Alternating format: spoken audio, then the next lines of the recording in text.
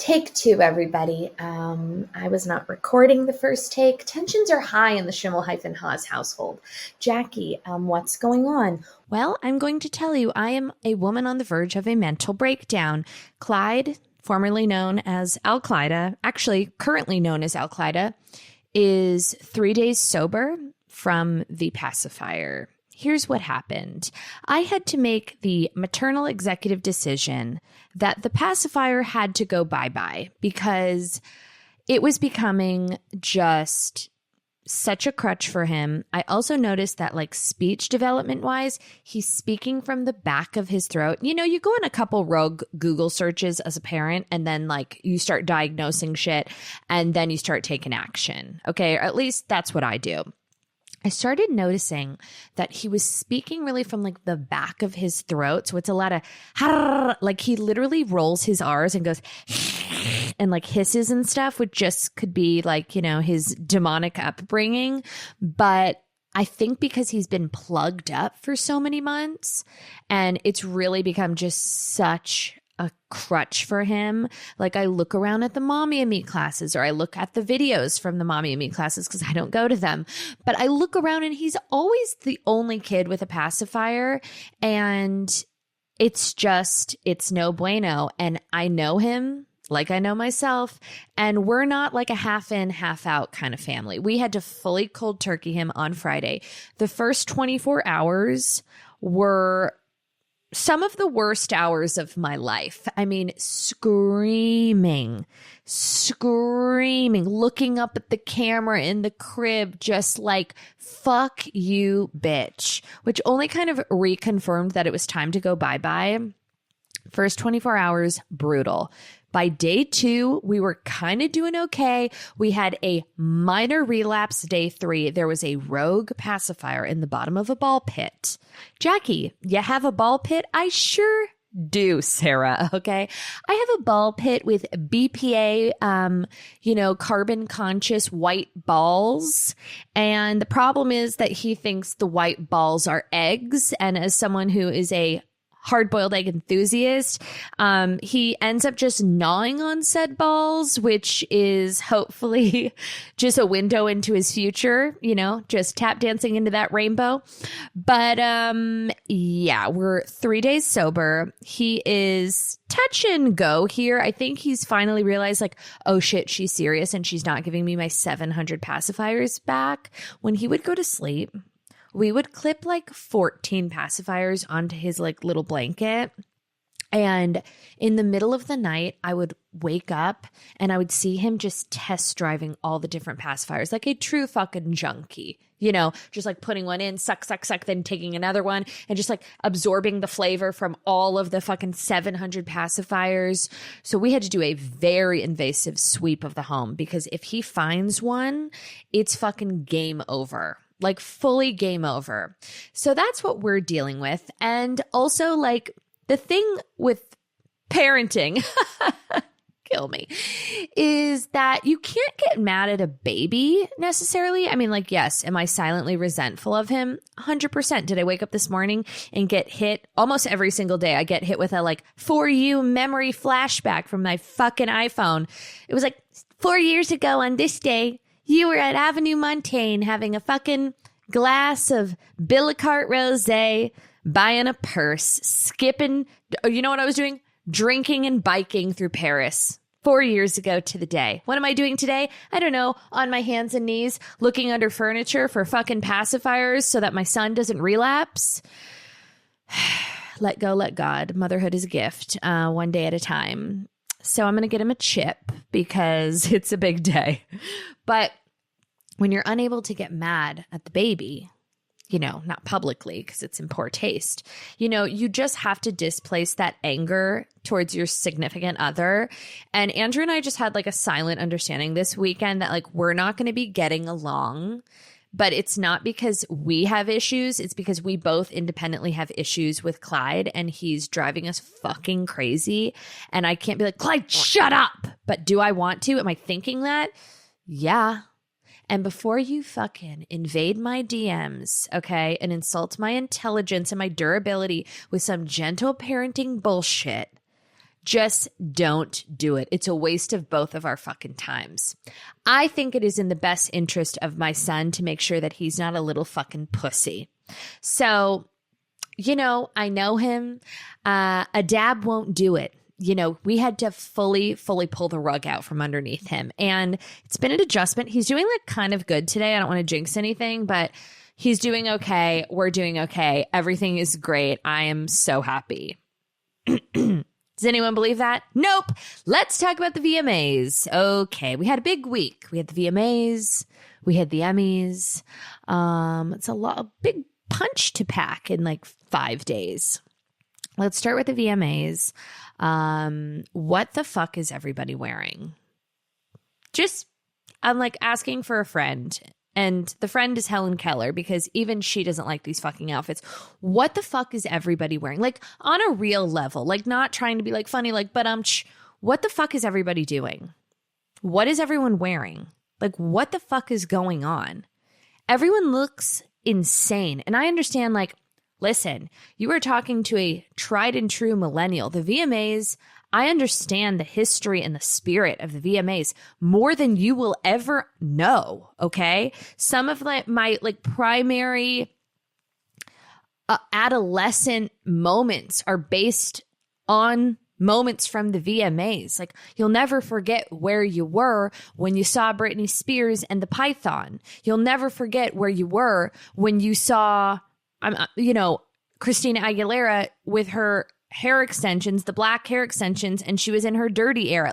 I've got it. I've really got it down, okay? And I know that the VMAs is the time to be spicy and wild and free. Whatever was happening on this particular red carpet was an abomination. The aliens are coming. If we needed any proof that shit's about to fucking pop off, look at the VMA red carpet 2024. It's insane. It's fucking insane. Everyone looks like they're in costume. You know what it looks like? It looks like a fashion show for a Spirit Halloween discount center. The outfits, bad. Not even campy fun. Weird and bad. I mean, Katy Perry, Love Her Like a Sister, receiving the Video Vanguard Award. It's like she went shopping in Kim Kardashian's latex closet. We've seen it all before. We get it. You're wet and dripping and you're moist. Okay, fine. Sure. I'll give her a pass. It wasn't so bad. But then let's talk about Addison Rae. Oh, God bless her. God bless Addison Rae. Okay. The confidence, the posing, the mammogram smush boob with a Bjork feather to boot and a tutu. It's who hurt her? Who did that to her? Because I would like their name and number, and I would like to call them and be like, hi, Addison Rae seems like a really sweet girl. Why are you putting her in a Jessica Simpson peep toe, a silk panty, a smush mammogram bralette, some tulle tutu, and a bow in the hair? I mean, her face is gorgeous, of course. We're not talking about faces. We're talking about fucking outfits because they're insane. I will tell you, didn't like the outfit, but I've been bumping Lisa's Rockstar pretty hard for the past month. And, I have a funny story. I'm going to save it for next week. We're going to shelf it. It's called a soft cock tease, everybody. A cliffhanger, if you will. With the cape. I think she was wearing Mugler. I don't care. Camila Cabello.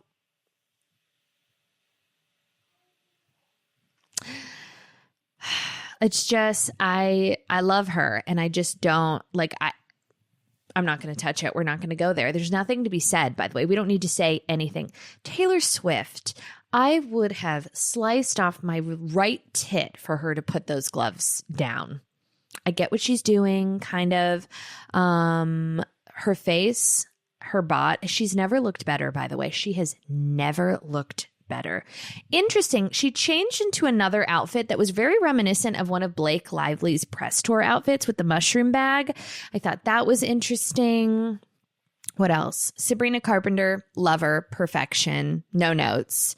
Loved her performance, the aliens, the moon men, just classic VMA nostalgia. You know what I mean? Wait, I'm going to say something controversial. Okay. Worst dress. This is niche shit. Okay. Worst dress VMA 2024, because that's what we do here. Really? Yes.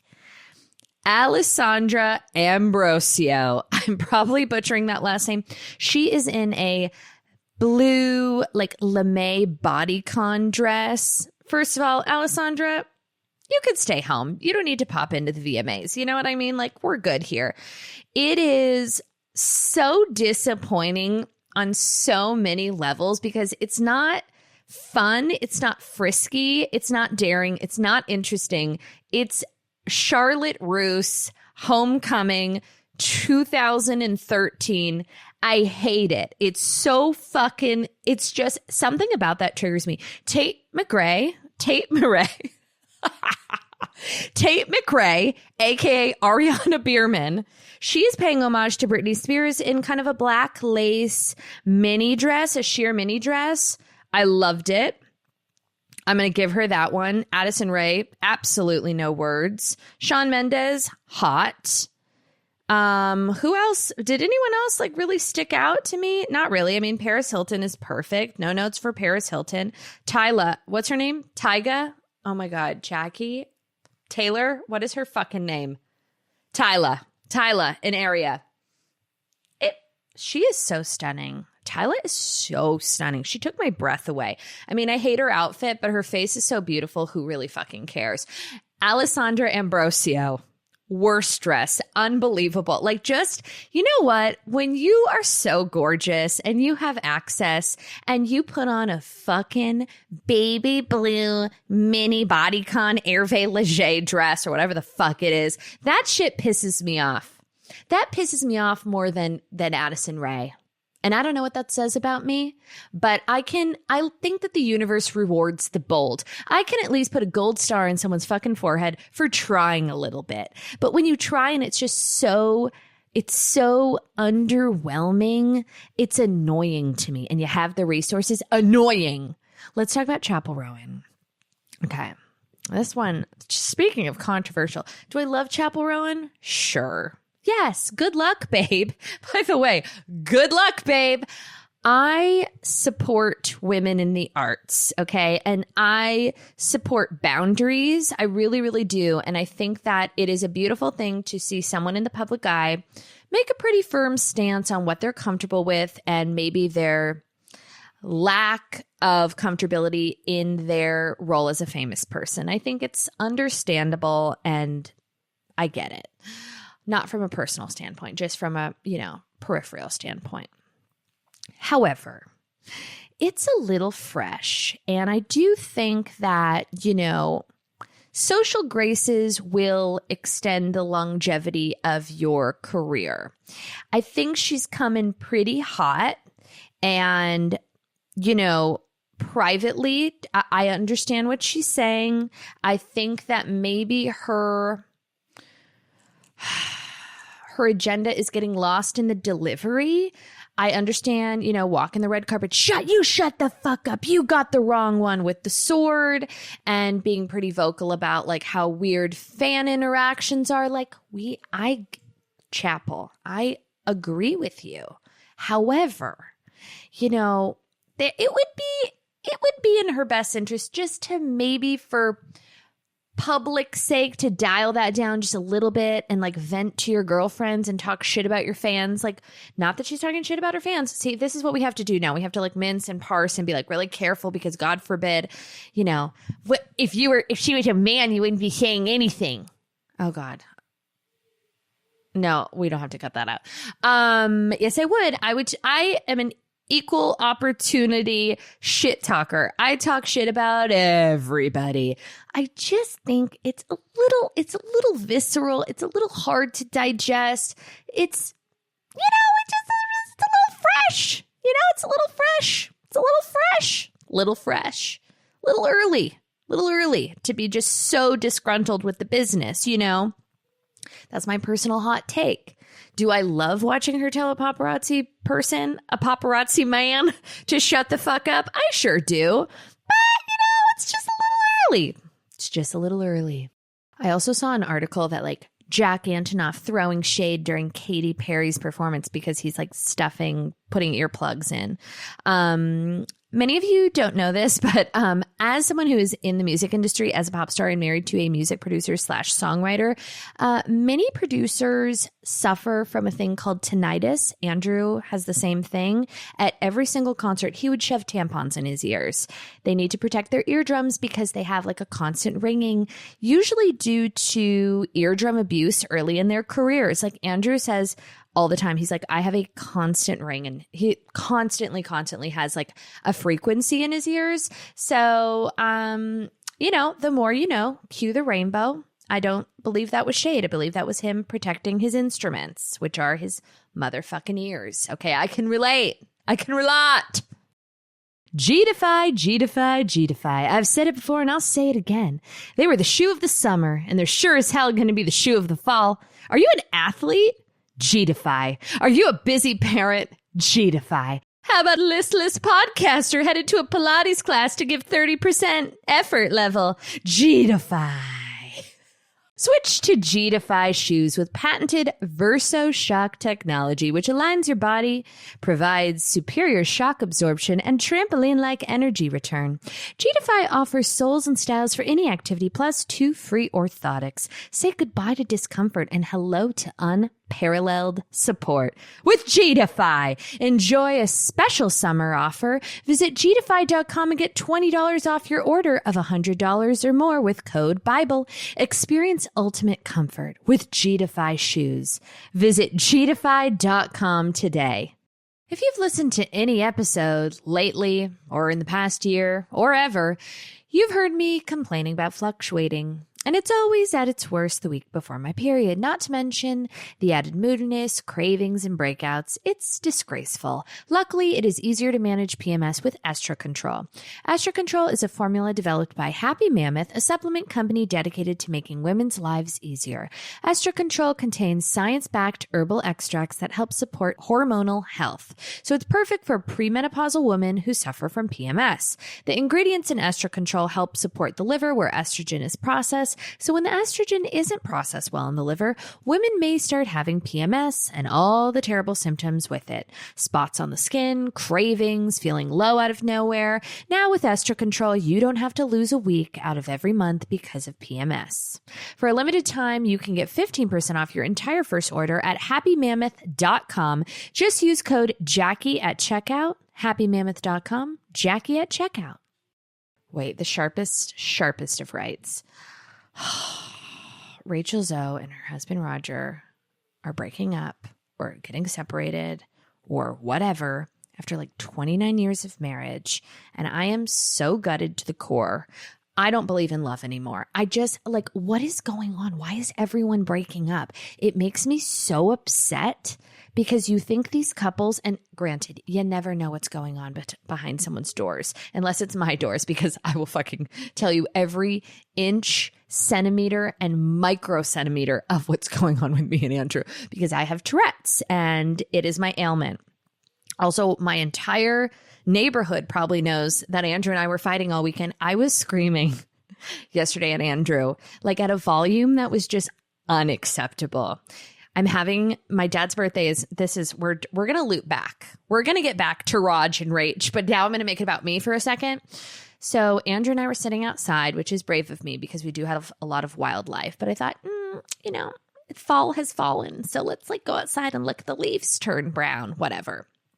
So Andrew and I are sitting outside with the baby, and I'm having a dinner for my father because it's his birthday next weekend. So I hired a chef that we've had a couple times because I don't want to have to go out to dinner. I don't want to have to pay for childcare. Like, it's just so much easier. And I know that sounds pretentious. Actually, you know what?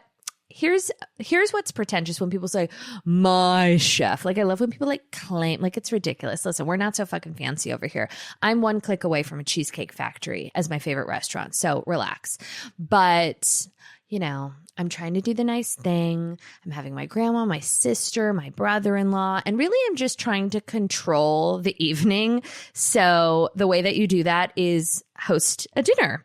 So we hired this chef, Willie, who's to die for and amazing. And I'm trying to like curate a menu. That's fun. Nobody wanted to do my Kirkland sommelier dinner party idea, even though I think it's really, really fun. And I did go to Costco for the first time in 5 years yesterday with my sister and Andrew and Clyde, Al-Qaeda, just to get him out of the house so he didn't relapse. And let me tell you something. I could fucking go off at a Costco. I had no idea the selections. I went down every single aisle. I had like my preconceived notions about Costco. You know, I just felt like I don't like things in bulk. I don't like the big carts. I don't like the excess. It makes me nervous. It feels apocalyptic. And I just have chosen not to partake in the Kirkland lifestyle. But I have recently done a full 180. I was there for an hour and a half yesterday. Andrew's like, can we go? And I'm like, oh my God, 36 Spindrift for $12.99. Load them up. I mean, our car was stuffed to the brim. I bought a Ninja Creamy because I'm going to start making homemade soft serve. I got, what else did I get? Oh, I got an ice machine. I ordered a fridge for the garage. I got flowers. I got spindrifts. I got paper towels. I got Chilean sea bass. Oh my God, Chilean sea bass. I got 3 Branzino for $28.99. I got some baguette. I got clementine oranges. I got lemons. I got, oh my God, Linglings. I got Linglings. Wait, do you know about Linglings? Everybody knows about Linglings. This is what you need to do with your fucking Linglings, okay? You need to bake them. No. You need to boil them, okay? And then you need to stir fry them in a little oil, okay? Get them crunchy. And then you need to toss them quickly in a May-ploy dipping sauce, okay? Or like some type of a sweet chili sauce. And then sprinkle them with a little fucking cilantro. You're welcome. So I wanted to go and buy all those appetizers from Costco and then serve them with wine pairings because I thought that would be so fun, and like get like some budget sommelier to come and do like a pairing, like all Kirkland themed. But no one was really into that. So anyways, back to me and Andrew's tension in the home. So I said to Andrew, I said, what do you think we should do for dinner on Saturday? And he's like, I'm like, what food does my dad like? And he starts naming like things that are just like In-N-Out burger. I'm like, okay, cool. But like, I gotta work on a menu with Willie. This is white girl problems. This is why everyone talks shit about me, but whatever. So I'm like trying to strategize because I like love a theme. I'm like, what about, growing up, we always went to Morton's Steakhouse for like fancy events, birthdays, Christmas Eve. Like Morton's was our spot, or a Ruth's Chris, which I fucking low-key love. The stuffed chicken at Ruth's Chris does not get enough attention. It's unbelievable. Don't look up the recipe because it'll make you not like it. But in the off chance that you're not in a meaty mood, get the stuffed chicken. Boom. Anyways, so I was like, what if we do like a Morton's steakhouse dinner, and we do like crab cakes, maybe like a seafood thing, wedge salads, great steaks, onion rings, loaded potatoes, like the good onion bread, and then we do souffles. Andrew goes, I know your dad loves sliders, and what about an ice cream sundae? And something about the ice cream sundae of it all, after being at Costco for an hour and a half, my wires got crossed, and I looked at Andrew and I got dead silent. And then I started screaming. I said, Andrew, why the fuck would we have an ice cream sundae when I've got fucking Willie coming on Saturday? You want to go get your Haagen-Dazs and put them in little bowls with fucking sprinkles? It's so pedestrian. I was like, what the fuck is wrong with you? What? I'm just saying he loves ice cream. I'm like, I know, Andrew. I bought a fucking Ninja Creamy. And not to spoil it, my dad doesn't listen to this fucking show, but I bought him one too for his fucking birthday. And I don't want to bust out my Ninja Creamy when I've got fucking Chef Willie coming around the bend to make a goddamn souffle. That's fun. This is why I drink. I was like, what the fuck? You want to serve sliders and sundaes? It blows my mind. And then he said something else that was fucking crazy too. What did he say? This was his menu idea. Sliders? Who the fuck serves sliders? You serve sliders at a party as an appetizer. We're not having fucking sliders. He's like, he said ribs, sliders, Caesar salad and sundaes. I said, okay. Too much time at Costco. Anyways, long story short, Rachel and Roger are breaking up, and it's really sad. I feel like, we watched them on the Rachel Zoe project and just on social media, really felt like a solidified, just forever couple. And it's very, very sad. And I'm upset about it. Okay, now we've said it.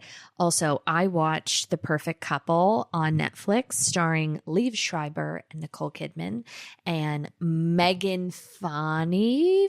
I got to get these fucking names right, for fuck's sake. Did I watch every episode? Yes. Did I enjoy it? Yes. Do I think there was an extreme juxtaposition between really elite acting and terrible acting? Yes. Do I think Bono's daughter, who was the lead, Amelia, was she meant to be American or Irish? Because that accent, we got to get that girl a dialect coach. Love her like a sister. Loved her in The Bad Sister. Think she's a great actress.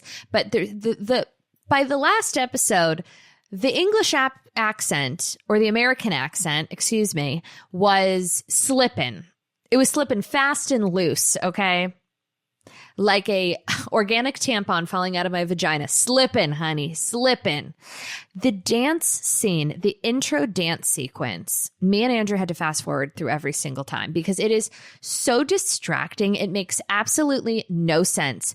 The director or whoever decided that should have been the intro to the series needs an evaluation because it makes no sense. I get in theory, doing a synchronized dance number with the whole cast on the beach feels like campy and, creative and transports you into a weird murder mystery. It doesn't, though. Like, it literally doesn't. In every single press tour, they ask the actors like, oh, what about that fucking dance?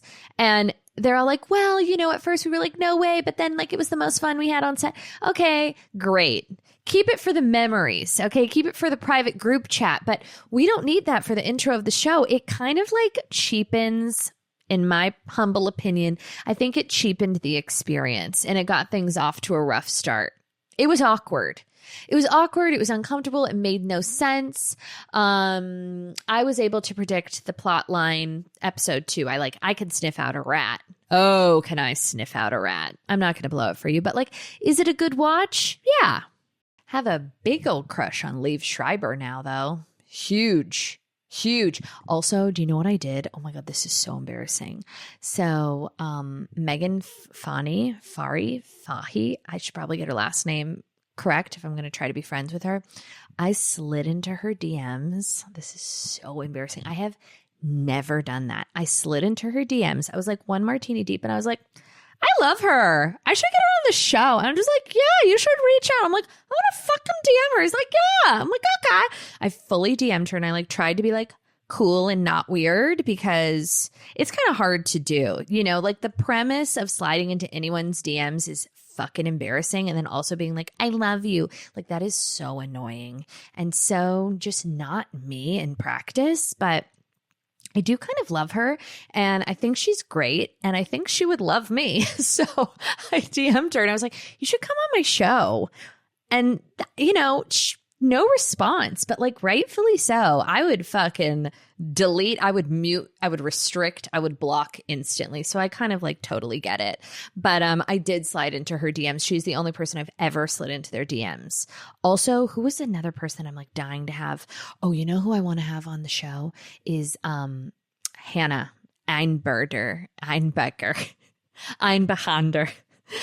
want to have Hannah from Hacks. Okay, we're on a first name basis. We don't need to know last names, right? I love her. I thought she looked so fucking good at the Emmys. She was wearing custom Louis Vuitton. It was latexy. It was glossy. She looked fresh. She looked dewy. She looked young. She looked modern, contemporary, respectful, not too cool to not dress up. Love her. Love her. If anyone listening knows her, tell her that she would love me, even though we all know that's probably not true. contrastly, and I mean this with love because I did sit next to her on a 12-hour flight a few years ago. Dakota Fanning, the outfit at the Emmys. I'm going to say something bold. I don't like a sweetheart neckline on anybody, ever. I hate a sweetheart neckline. When I was younger, I used to be really anti V-neck, but now it's just a little bit more flattering of a cut. I'm still not like a hard V-neck girly, but I really had a disdain for V-necks as a child, probably because I had an inverted chest and have things have changed. But now I'm very, very anti-sweetheart neckline. I don't like it in a gown. I don't like it in a tube top. I don't like it in a bathing suit, a bandeau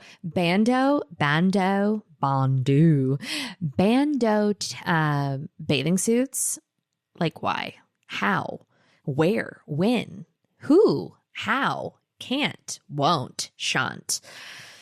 So that's my recap on Raj and Rach and the perfect couple. Ladies and gentlemen, breaking news. You know what's so embarrassing? Last week, I soft teased that I was going to darken my hair. And while I have gone a few shades darker, it's a bit of a hollow reveal. And the fact that I slid into a celebrity's DMs and soft teased like a hair rebrand only to discover that my hair is like barely darker and still very much so blonde with just like a little bit of a shadow root is kind of what we need to transition into off-brand October. And I didn't even do that intentionally. That's just, it's just art imitating life, shall we say. Do I have a meadow photo shoot booked with a wide brim hat and a wedge sandal, and I'm going to go find a midi dress at Anthropology later? You betcha, Iris. So gird your goddamn lady loins. But I last week was like going darker. Like, what am I thinking? Like, was this the right decision? Literally. Like, put a fucking story on Instagram with Eve. Who's that girl? La la la la la la la la. Or like Tupac changes, only to realize that my hair is like barely darker.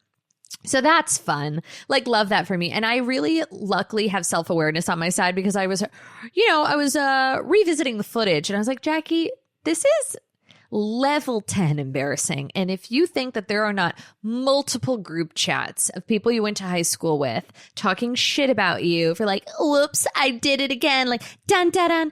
Dun dun dun dun dun dun dun dun dun dun dun dun dun. She's so pretty and I like that. They're gonna eat it up, but it like kissy cat. Whatever. Remember that the thing that everybody did in 2022 where we were hitting the camera and then we did a grand reveal? She's so pretty and I like that. Like, and then the hair is just the same. That was me. But you know who did change their hair? Kendall fucking Jenner. She's a blonde now. How will we sleep? Kendall's a blonde. She's wild and she's crazy. Most people go darker in the fall. Not Kendall. She likes horses and blonde hair. I've definitely been like in a bit of a wine route where I just buy the same bottles because like I know they're good and like it's just easy, breezy, consistent. But it's very important to expand your palate, especially with the Happy Juice, which is why I love Naked Wines. This podcast is sponsored by Naked Wines. Naked Wines is a subscription service that directly connects you to the world's finest independent winemakers so you can get award-winning wine delivered straight to your door. I just had a bottle of the Matt Parrish Sonoma Rosé from my last shipment. I absolutely loved it. Naked Wines believes that great wine is an experience and they're all about helping you connect with your friends, family, and community over a shared bottle of vino, okay? Turn off the noise of the outside world and uncork a bottle to celebrate the little joys in life. Andrew and I have been playing a fun little game lately where he picks out half the bottles in a shipment and then I pick out the other and it's perfect. And then we try them and we do little tasting notes. Okay. Naked Wines has been around for over 15 years and funds over 90 independent winemakers around the world. Don't forget, you can also pause or cancel at any time. So just because you've got a trip coming up doesn't mean you can't enjoy Naked Wines before or after that much needed vacation. Expand your palate, okay? Get creative. Make it a fun little tasting experience. Join the Naked Wines community and head to nakedwines.com/Bible for 6 bottles of wine for just $39.99 with shipping included. That's unbelievable. That is nakedwines.com/Bible for 6 bottles of wine for just $39.99. This week's episode is sponsored by BetterHelp.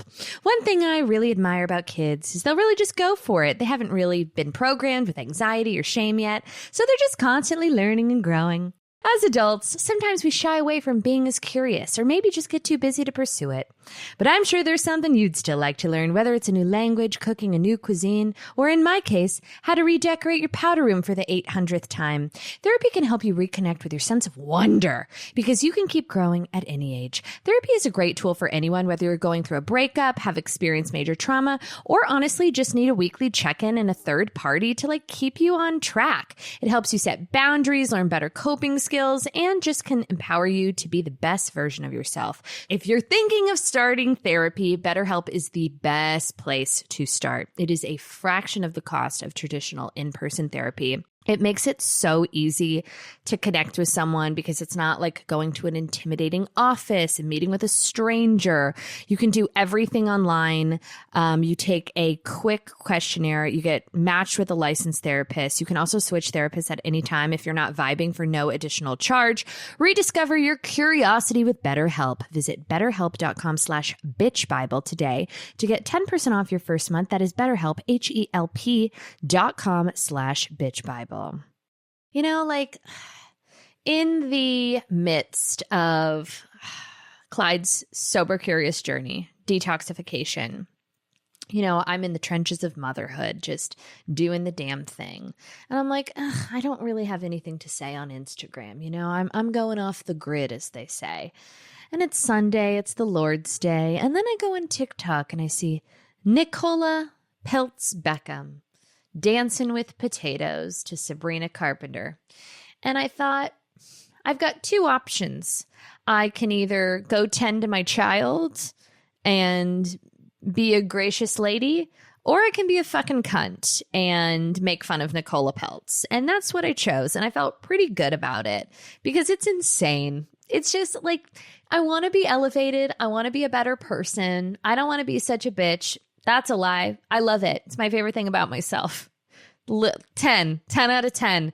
It's my truth, and I'm a fucking bitch. And I want to reserve the right, to lightly well-intentioned cyber bully Nicola Peltz for all of time because I'm actually helping her.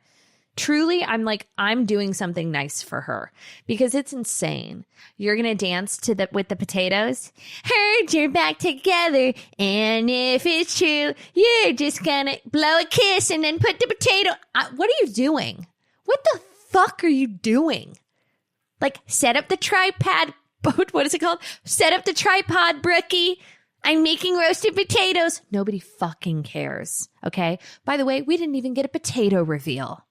So she shook her little taters, and then we don't even get to see the finished fucking product. All we get to see her is in a clip, in a banana clip, and a side swept bang, and a potato, and a crop top, shaking her taters, and we don't even get a fucking tot reveal. Way to bury the fucking lead. It's insane. It's insane. But yeah, back to me. The hair is still blonde. Sorry, we're gonna work on it. But bum-ba-dum. Also, let's talk shit about Justin Timberlake's DUI apology video because that really tickled my pickle in the wrong way. As someone who is a, tried and true millennial, as previously discussed, In Sync, Tearing At My Heart is one of the best songs of all time. And if it's on, I will short circuit and I will do a weird little choreographed dance number. I was never a crazy Justin Timberlake fan. The ramen hair, also cultural appropriation back in the day, the breakup with Britney, and the way that he sullied her name with Cry Me a River, which is also a bop on a bop on a bop. He doesn't make good decisions. And the first bad decision he ever made was when he stopped working with Pharrell Williams and he moved to Timbaland. Granted, they did give us a lot of hits, but when he broke free from Pharrell, who I would do dirty, dirty things to. I love Pharrell Williams. I've always loved Pharrell Williams. I love him in ways that I can't even express because it's dangerous. But like just so genuinely and soulfully attracted to Pharrell Williams, like on every single level, like every single level. Listen to him on Howard Stern. Just listen to him talk. I like can't even get into it because I will slip out of this boucle office chair. But that was his first terrible decision. The second terrible decision, he's had a lot, but let's just focus on the big ones. Him, you know, kind of canoodling with his co-star in New Orleans when he's married to Seventh Heaven star and Beverly Mitchell's BFF, Jessica Biel. Unacceptable. Then he gets a DUI in the Hamptons. Then he does an apology video, which is low-key so condescending and like accusatory of the audience and preachy. That's what it was. It was preachy. He's wearing a double pearl necklace. Okay. And I'm not talking about the pearl necklace that JC Chazet used to give him on the tour bus. Okay. That's a different fucking story. You're welcome. But these things, they just come to me. He's wearing a double tuck-in pearl necklace like a budget Harry Styles wannabe, okay? Standing in front of a courthouse with some police officer in the back or some woman who couldn't be like more over his shit. She is texting rapid fire. She's like, this fucking dude. And he is, you know, semi taking accountability for his mistakes and his actions, but also like talking down to us and being like, I'm telling you here, like, don't do it. And it's like, well, we didn't. Like, you did it. So stop. Why are you yelling at me? I did it. You did it, JT. You've got every resource in the world. You could helicopter down the block. You're the one that drove and drank. So why the fuck are you turning this around on me? It's insane. Another mistake, friends with benefits. Another mistake, him in Bad Teacher. Another mistake, kind of him in The Social Network. I mean, I love him like a sister that I don't speak to, but I don't love him in a movie.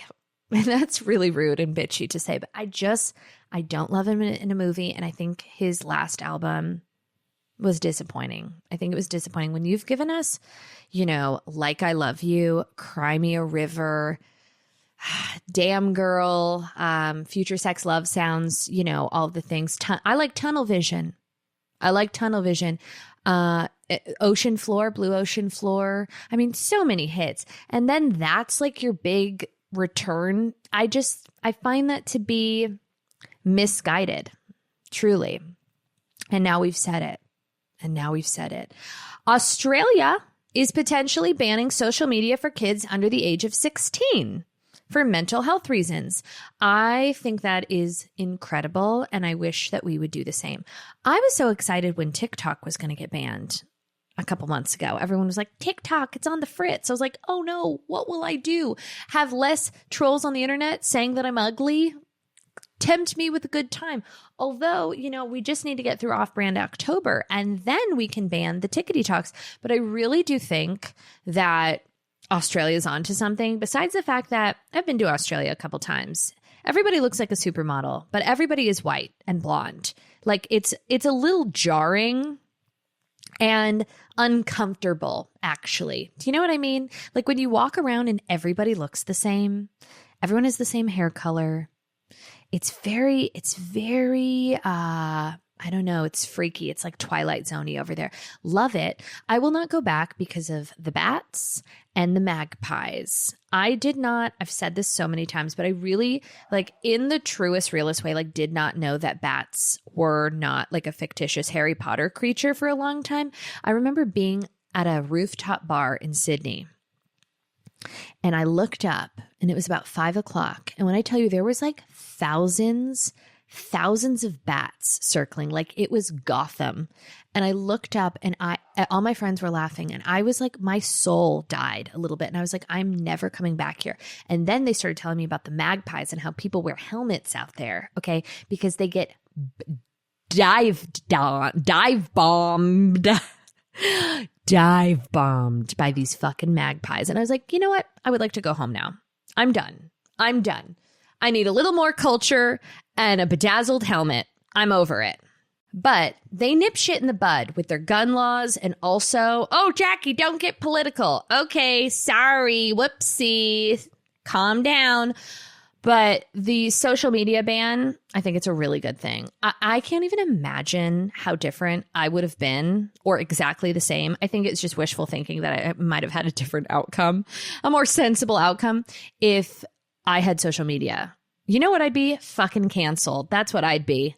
I mean, I got out right in the nick of time because I didn't have a Facebook. I got a Facebook like 10th grade and I wasn't really like, it was very fresh. And I still get hit with a memory once in a while. Oh my God, there was such a good one the other day. It was like, oh my God, go Lakers. Jackie Schimmel, go Lakers from like 2006. That was definitely me trying to like bamboozle catfish like somebody on the basketball team by pretending like I gave 3/8 of a fuck about the Lakers. Go Lakers, lowercase. So strategic. Not go Lakers. It was just go Lakers, period, which is like low key, so demure, so mindful, so cool, calm, and collected. Love that for me. And then there was another one. It was like a song. Oh my God. And it was like Beating Hearts Baby, Head Automatica. Love it. Like something. So I'm going to post them. You're going to fucking die. I saw it and my throat closed up. I was like, oh, what? What? Go Lakers? Who is she? Pourquoi? Can't, won't, shan't. Let's talk about the Emmys. Whose looks did we love? We loved Hannah from Hacks. A star.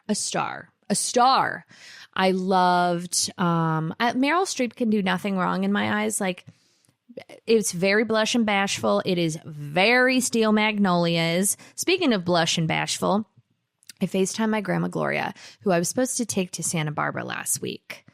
I was going to present her with all of my uncashed Hanukkah checks because I have 4 figures of uncashed Hanukkah checks because she's misspelled my name every single year, which is hilarious. But I thought, let's get her out of the house. Let's, do the thing. So I was supposed to take her to the Rosewood on Jackie. Red leather, yellow leather, red leather, yellow leather. Mamie, mash my M&Ms. And we're back. I was going to take her to the Rosewood last Friday. And we were going to maybe do like a little staycation, little slumber party, take her to the piano bar, get her to Caruso's, throw back a couple cocktails, steal her American Express, go to Bottega, buy a Jody bag, and then present her with my uncashed Hanukkah checks to like rationalize, whatever. But then, I get a sitter. We're doing the thing. Andrew's on deck watching the baby. I've got reservations. She calls me. She FaceTimes me. She goes, Jake. I'm like, what? She's going to love this. By the way, if you're related to me or know Gloria and you're listening to this, do not tell her I'm talking about this on the podcast. Thank you. Everyone stop narking on me. Thank you. Thank God she has hearing impairment so I can bamboozle her, but stop narking on me. Thank you. So I say to her, what was I saying? Oh God. Oh, she goes, Jake. I'm like, what? And she's like, I don't think we should go to Santa Barbara. I'm like, what? Why? She's like, I ate something, Jake.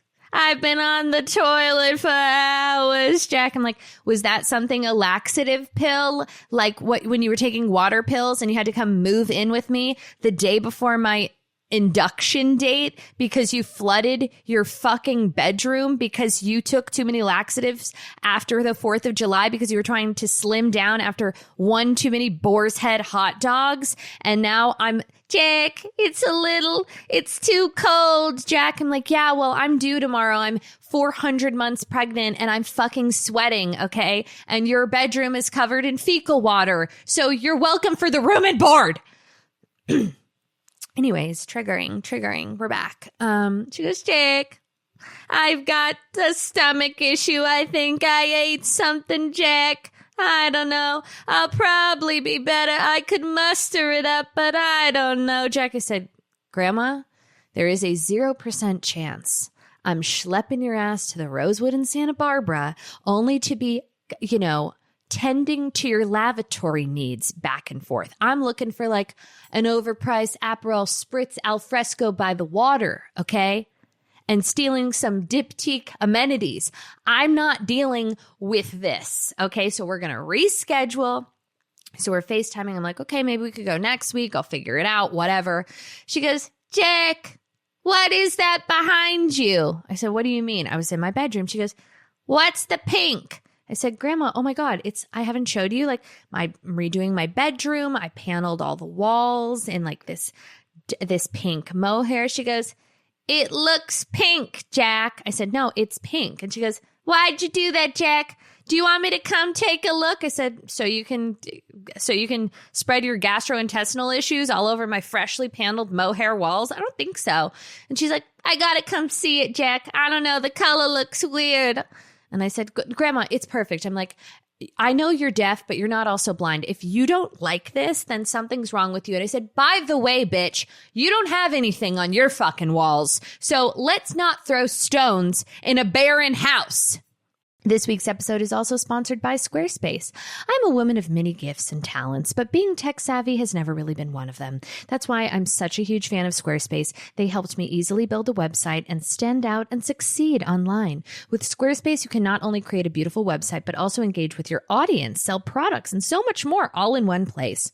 I love Squarespace's analytics tools lately. You're able to get insights on traffic sources, understand how your reach is growing, track sales metrics, learn where to focus new engagement. It's all the data you need to scale your brand or business, fully integrated and clearly displayed. Also, now that Bitch Bible has video, Squarespace has a great option because of their video collection, so you can upload content, organize your video library, showcase your content on gorgeously designed video pages. You can even add a paywall, which is really amazing. It's so seamless to use. Also, if you're doing like any type of checkout, it's so seamless. They accept credit cards, PayPal, Apple Pay. Check out squarespace.com for a free trial. And when you're ready to launch, go to www.squarespace.com/Bible to save 10% off your first purchase of a website or domain. Who else out there is tired of dieting? There are so many weight loss plans out there that promise the same thing, but just give you the same old one-size-fits-all bullshit, but not with Noom. Noom builds personal plans that take into account your dietary restrictions, medical issues, and other personal needs to build a weight loss plan that works just for you. As someone who wants to lose weight but refuses to stop eating carbs, Noom Weight is great because it's personalized to meet my lifestyle. They don't restrict what you can eat and don't shame you when you choose to treat yourself, which we all have to do. Leo season is upon us. Because Noom's program is so personalized, it's felt far more sustainable than other more restrictive weight loss programs. It really makes it so much easier to build a healthy routine that feels manageable and just better overall. Their app makes it so easy to stay motivated with daily lessons and coaching. What makes Noom Weight special is that they combine psychology and unique biological factors to help you achieve weight loss success. They help you understand the science behind your eating choices and specifically why you may be having cravings. Don't just take my word for it. To date, they have helped more than 5.2 million people lose weight. Stay focused on what's important to you with Noom's psychology and biology-based approach. Sign up for your trial today at Noom.com. That's Noom.com. So Grandma Gloria is assessing my wall decor. She comes over the next day, and I'm like, bitch, are we good? Do we need to put a tarp down? She's like, Jack, I'm sorry. I just gotta see it, Jack. She comes into my bedroom. She pauses. I'm looking at her. I'm like, oh God, if this bitch is about to like fucking annihilate my freshly paneled walls that cost me a small fortune and just like take a proverbial shit all over my new aesthetic, I'm going to club her at the knees. You know what I'm going to do? I'm going to push her in the pool with bricks around her ankles. Like, I can't do this today. I'm broken and I'm dealing with a detoxification. Okay. She walks in. She pauses. She goes, I said, what? And she goes, Jack. I said, what? Is that like good or is that bad? She goes, I love it. Oh, Jack. She goes, it's not pink.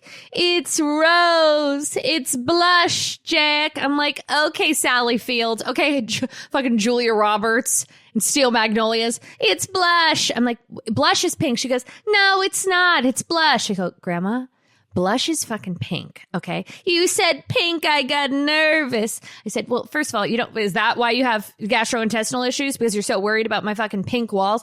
Jack, it's like Paris in here. I'm like, bitch, you've never been in Paris. Oh, Jack, it's like a hotel. Should I? do you think I should do something? I'm like, Grandma, thank you for your seal of approval. Now I can, live and breathe. Oh, it's blush, Jack. Stop telling people it's pink. It's blush. Okay, it's blush. Oh, it's dreamy like. I'm like, okay, get out. Bye. Good to see you. Thank you for coming. Have a good night. Bye. Jack. Oh, Jack, I love it, Jack. It's glamorous, Jack. You love glamour. I love glamour. And I'm like, okay. Gotta go. Clyde is screaming his fucking head off. Ah! And she's like, Jack, it's blush. I'm like, goodbye. Gotta go. She can't hear a fucking thing. She's like, what's wrong? I'm like, my son is levitating in the other room. And I'm so glad that you have now given your seal of approval. Because, by the way, if she didn't like it, if she doesn't like something, it is all over her fucking face. She'll be like, well, if you like it, it's interesting. And then her voice goes up a couple octaves and she goes, well, you might change your mind. And I'm like, no, I'm not going to change my mind. I really like it. Well, you might see how you feel. No, I know how I feel. I fully executed a long-term vision and I feel pretty good about it. Well, you never know. I'm like, no, I know. So that's good. Now I'm sleeping easy besides the 400 earthquakes. Wow, she is a downer today. Yikes. Let's do some Emmy red carpet fashion, shall we? We have Selena Gomez. She's in a custom Ralph Lauren gown, okay? Soft glam, hair down, middle part. I think she looks great. I love seeing Selena Gomez happy. I think she is in a really beautiful time in her life. She's a little off the grid. She's with Benny Blanco. She's getting recognized as an actor. She's given us a couple bops. And I just like seeing her, healthy and happy. I do think that we have seen her in a variation of this same exact dress. I would love to see her go like a little bit more fresh and contemporary and modern, but that's not what she wants to do. So I celebrate it. Dakota Fanning in a ethereal pearl encrusted sweetheart neckline, champagne, matron of honor adjacent dress. I think the color does nothing for her. I find it to be colossally uninteresting. I'm disappointed. I just think she could have really given us something and she didn't. And that's okay. But, something. Io Adebari. Io Adebari. I'm definitely butchering that last name. Always do. Let's call her Io because we're friends. Also, someone I would die to have on this podcast.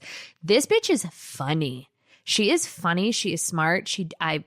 I love her. I love her. I love her. I love her.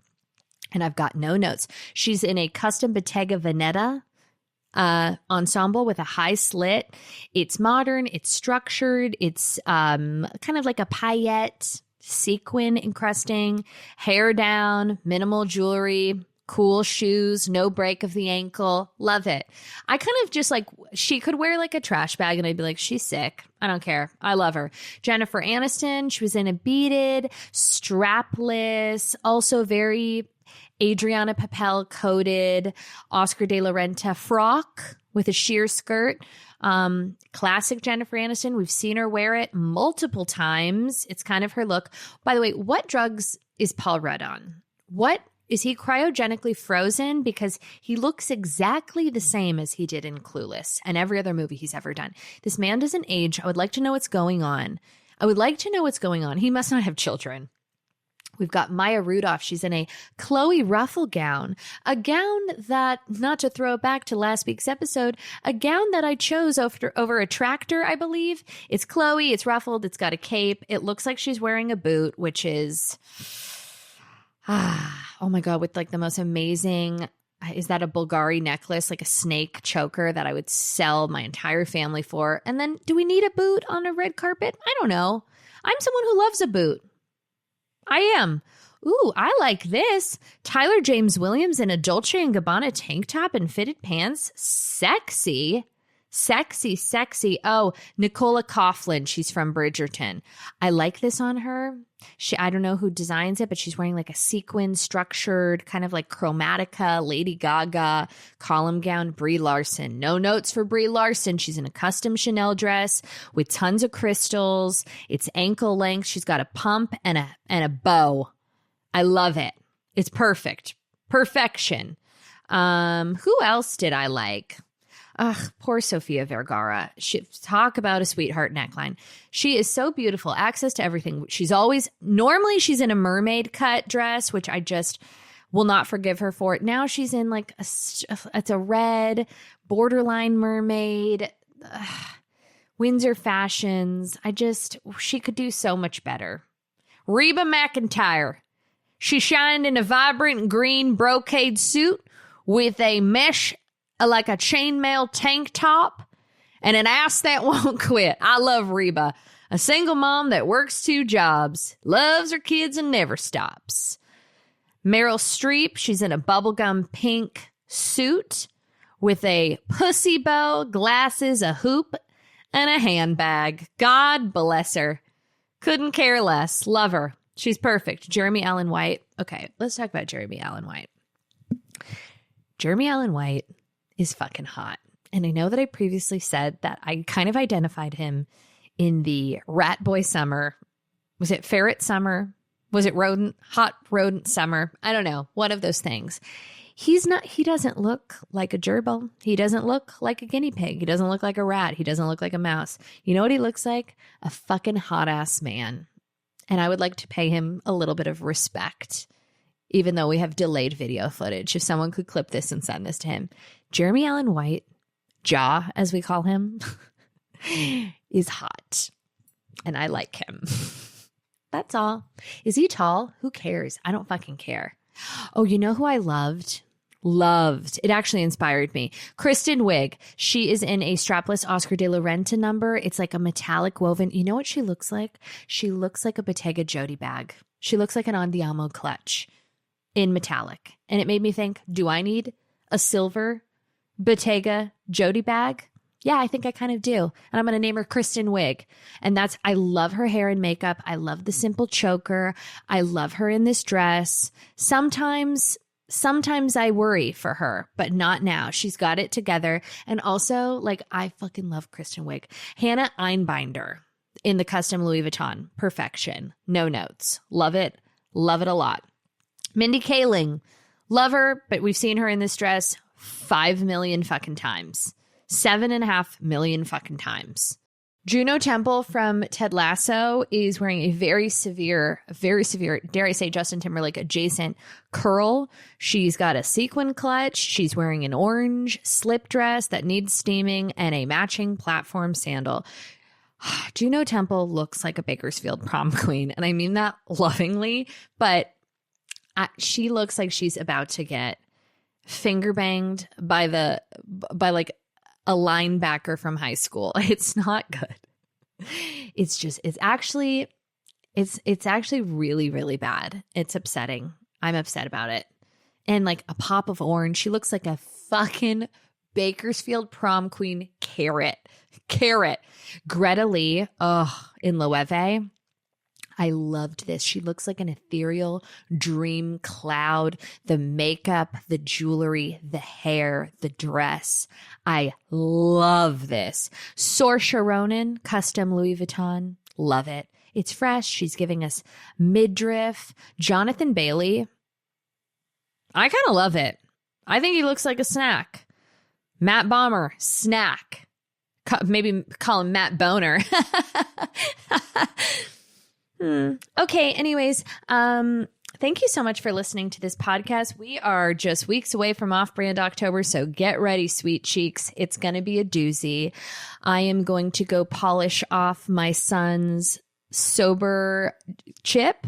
We are now 3.5 days, and wish me luck, Godspeed, and I will chat with you next week. Love you all very, very much. Goodbye.